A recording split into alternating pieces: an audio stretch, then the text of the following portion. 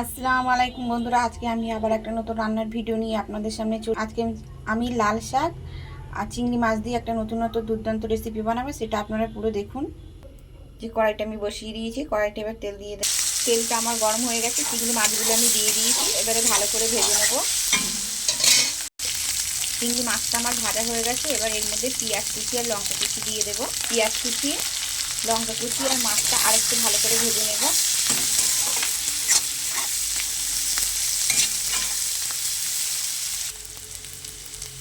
পেঁয়াজ কুচি, লঙ্কা কুচি আর মাছটা আমার ভালো করে ভাজা হয়ে গেছে। এবার আমি শাকগুলো দিয়ে দেবো।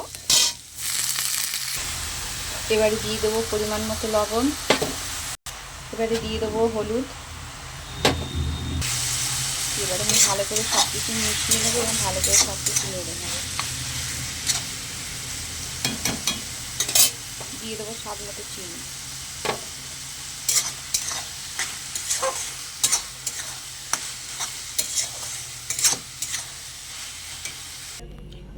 চিংড়ি মাছ দিয়ে লাল শাক ভাজাটা আমার একদম রেডি বন্ধুরা। দেখুন কত সুন্দর হয়েছে। আমার রান্নাটা যদি আপনাদের ভালো লেগে থাকে তাহলে অবশ্যই চ্যানেলটিকে সাবস্ক্রাইব, কমেন্ট, লাইক করবেন বন্ধুরা।